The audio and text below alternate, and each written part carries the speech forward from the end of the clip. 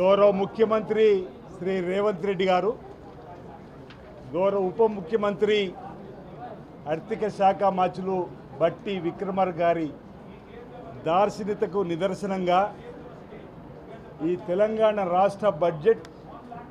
ఈరోజు 3,04,965 కోట్లతో బడ్జెట్ ప్రవేశపెట్టి రైతులు, మహిళలు, పేదలు, ఎస్సీ, ఎస్టీ, బీసీ, మైనార్టీ విద్యార్థులు విద్య, వైద్యము, ఆరోగ్యము, రోడ్లు, ప్రాజెక్టులు, నిరుద్యోగులకు సంబంధించి అన్ని వర్గాలకు సమతుల్యత పాటించేలా వాస్తవాలకు దగ్గరగా ఈరోజు బడ్జెట్ ప్రవేశపెట్టి తెలంగాణ ప్రజలు యావత్తు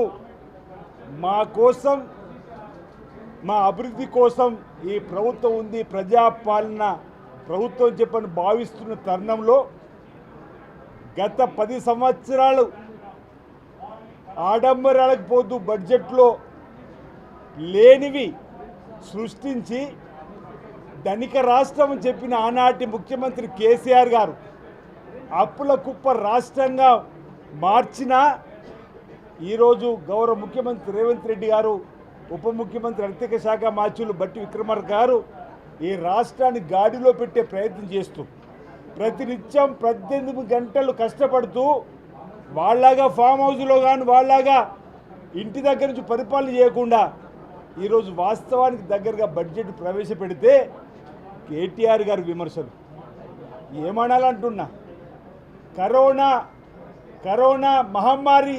ఏదైతే ఆనాటి ఇప్పుడు వారు అంటున్నటువంటిది కరోనా వైరస్ లాంటిది బీఆర్ఎస్ ప్రభుత్వం తెలంగాణకు అని చెప్తున్నా.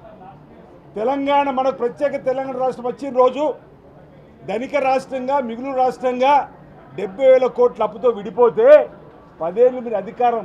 చెలాయించి 7 లక్షల కోట్ల అప్పుకు తీసుకుపోయింది. ఆనాడు సంవత్సరానికి 6,000 అసలు వడ్డీ కట్టే పరిస్థితి నుంచి నెలకు 6,000 వడ్డీ కట్టే పరిస్థితి తీసుకొచ్చినటువంటి మీరా ఈరోజు మా గౌరవ ముఖ్యమంత్రి రేవంత్ రెడ్డి గారిని బట్టి విక్రమార్కను విమర్శించేదంటున్నా. కరోనా వ్యాక్సిన్ కంటే ప్రమాదమైన పార్టీ బీఆర్ఎస్ పార్టీ ఈరోజు తెలంగాణను మహమ్మారిలా పట్టి తెలంగాణ వెనుక బాటు గురైనటువంటి ఈరోజు వాళ్ళు కాళేశ్వరం కట్టితే కూలిపోయింది. ఈరోజు ఓవైపు టెలిఫోన్ ట్యాపింగ్లో 1 కాదు 2 కాదు ఈ కార్ రేసింగ్లో అడ్డంగా దొరికిపోయినటువంటి వాళ్ళు, అటు బర్రెలు, ఇటు గొర్రెలు, ఇటు చేపలలో అవినీతి అక్రమాలు చేసినటువంటి వాళ్ళు, కరెంటు కొనుగోళ్లలో అవినీతి అక్రమాలు చేసినటువంటి వాళ్ళు, తెలంగాణ సొమ్ముతో బంగ్లాలు కట్టుకున్నటువంటి వీళ్ళు ఈరోజు ఈ బడ్జెట్ను విమర్శించేటువంటి పరిస్థితి. రైతు రుణమాఫీ రోజు కండ్లకు కట్టినట్టు 25,25,000 కుటుంబాలకు ఇంచుమించు 21,000 కోట్లు రుణ విముక్తులు చేసి తిరిగి కొత్తగా రుణాలు పొందేటప్పుడు ఏర్పాటు చేసిన వాళ్ళ కళ్ళకు కనిపిస్తే ఎలా అడుగుతున్నాం? వాళ్ళలాగా మీ పావులా ఇవ్వలేం. మేము ఈరోజు రైతు రుణమాఫీ 20,000 కోట్లు చేసి ఈరోజు విద్యలో యంగ్ ఇండియా స్కూల్స్ను తీసుకొని వచ్చి 57 నియోజకవర్గాల్లో ఈరోజు విద్యాపరంగా ముందుకు తీసుకొని పోతుంటే కూడా ఈరోజు వారు విమర్శించేటువంటి పరిస్థితి చూస్తూ ఉంటే, మా అభివృద్ధిని చూసి రేవంత్ రెడ్డి గారు ముఖ్యమంత్రిగా ఈ రాష్ట్ర అభివృద్ధి పత్రంలో తీసుకొని పోతుంటే ఓర్వలేకనే ఈర్ష్యా భావంతోనే వారు మాట్లాడుతున్న మాటలు తప్ప మరోటి కాదని మాట ఈ సందర్భంగా చెప్తూ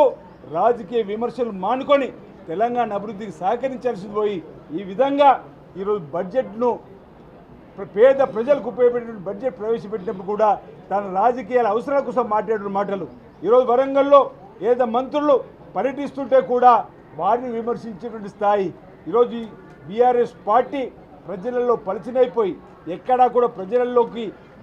దగ్గరగా లేనటువంటి సందర్భంలో కేవలం ఇక్కడ విమర్శ చేస్తూనే ముందుకు పోతుంది తప్ప మరొకటి కాదనమాట ఈ సందర్భంగా చెప్తూ ఈ బడ్జెట్ కేటాయింపులు తెలంగాణకు మరింత గట్టి పునాదులు వేయడానికి అవకాశంగా ఏర్పడిందన్నమాట ఈ సందర్భంగా చెప్తూ ఈరోజు బీఆర్ఎస్ పార్టీ విమర్శలు మీ తీవ్రంగా తప్పడుతూ ఉన్నాం. ఈరోజు గతంలో మీలా కాకుండా ఆడంబరాలకు పోకుండా ఈరోజు వాస్తవాలకు దగ్గరగా పేద ప్రజలకు ఉపయోగపడే విధంగా ఈ బడ్జెట్ను పెట్టిన మాట చెప్తూ భవిష్యత్తులో ఈ బడ్జెట్ ద్వారా ఈ సంవత్సరంలో అన్ని వర్గాలను అభివృద్ధి పత్రంలో తీసుకొని పోతామన్నమాట ఈ సందర్భంగా తెలియజేస్తూ టీఆర్ఎస్ పార్టీ విమర్శలన్నీ కూడా ఓర్వలేక ఈర్ష్యాభావంతో చేస్తున్నట్టుగానే భావించాల్సి ఉంటుందని చెప్పి సందర్భంగా తెలియజేస్తా ఉన్నాను.